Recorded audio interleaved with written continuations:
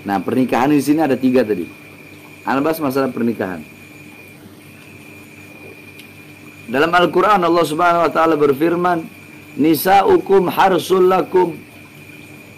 Wanita-wanita kalian adalah ladang bagi kalian. Ar-rijalu qawwamuna 'alan nisa. Para laki-laki adalah pemimpin daripada kaum wanita. Nisa'ukum harsul lakum. Wanita-wanita kalian ladang bagi kalian. Berarti kita laki-laki yang bercocok tanam. Ladangnya adalah perempuan, istri. Nah, kalau kita bercocok tanam di ladang yang baik, ladang yang subur, maka hasilnya pasti baik, hasilnya pasti bagus. Kalau kita bercocok tanam di ladang yang rusak, ladang yang kering, kerontang, maka hasilnya pun bakal rusak. Nah, ini menjadi dalil bahwasanya apa? Bahwasanya seorang istri itu dia adalah seorang ibu. Yang dimana seorang ibu itu madrasatul ula, muallimah, muaddibah, madrasah pertama, pondok pesantren pertama, ustadz, guru, kiai, pengajar, pendidik pertama bagi putra-putrinya.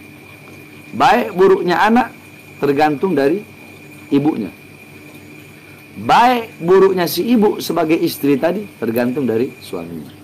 Nah, makanya harus tahu apa hak istri terhadap suami, hak suami terhadap istri, hakul walad alal walid, hakul walid alal walad, hak anak terhadap orang tua, hak orang tua terhadap anak, hak suami terhadap istri, hak istri terhadap suami.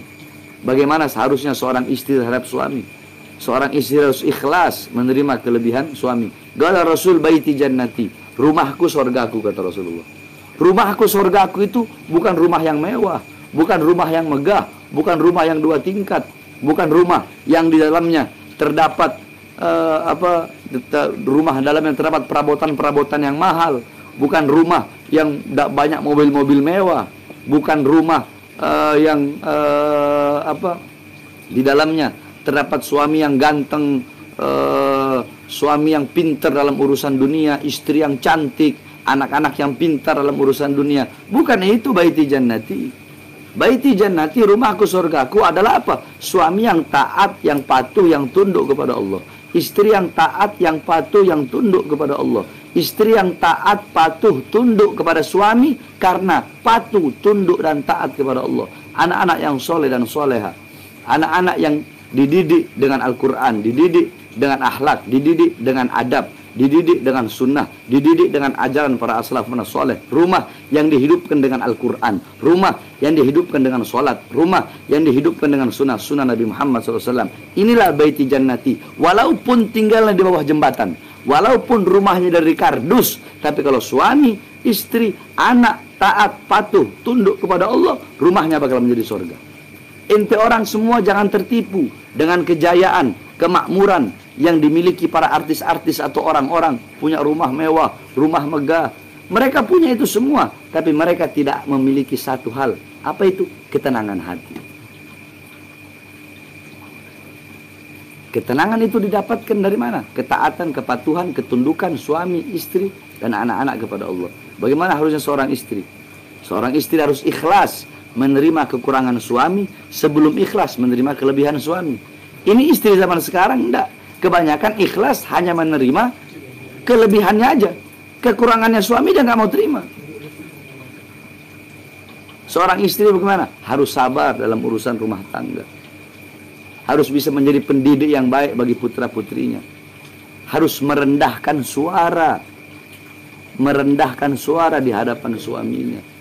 Tidak boleh keluar rumah tanpa izin suaminya. Jangankan keluar rumah, dalam kitab Taqriratus Sadidah kan dijelaskan. Ada puasa sunnah yang dimana orang yang berpuasa itu sah. Puasanya sah, tapi dia berdosa.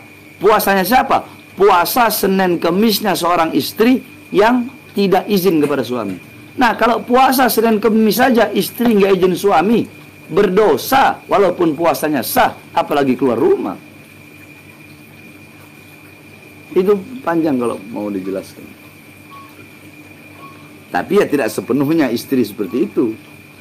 Karena rumah tangga itu ibarat kata kapal. Nah, kodanya suami. Ya, inti kita nih suami. Ngarep, anak pengen punya istri seperti Sayyidatuna Khadijah. Anak pengen punya istri seperti Sayyidatuna Aisyah, Sayyidatuna Mutia, seperti Sayyidatuna Asma binti Abi Bakar, seperti Sumayyah binti Khabbab, seperti Ummu Sulaim, seperti Ummu Salamah. Anda pengen punya istri seperti Sayyidatuna Fatimah. Kalau ente pengen punya istri seperti Sayyidatuna Khadijah, Sayyidatuna Aisyah, maka jadilah sosok kepribadian Rasulullah SAW dalam rumah tangganya ente. Kalau ente pengen punya istri seperti Sayyidatuna Asma binti Abi Bakar, jadilah sosok Zubair ibn Awam. Kalau ente pengen punya istri seperti Sayyidatuna Fatimah, jadilah sosok Sayyidina Ali bin Abi Thalib. Jangan pengen punya istri seperti Sayyidatuna Khadijah, Sayyidatuna Aisyah, Sayyidatuna Mutiyah, Sayyidatuna Asma binti Abi Bakar. Kelakuan ente kayak Fir'aun. Mana bisa? Nggak bisa. Allah thayyib la yuqbalu illa thayyib. Allah itu baik dan tidak akan menerima kecuali yang baik. Yang baik pasti Allah tak jodohkan dengan yang baik.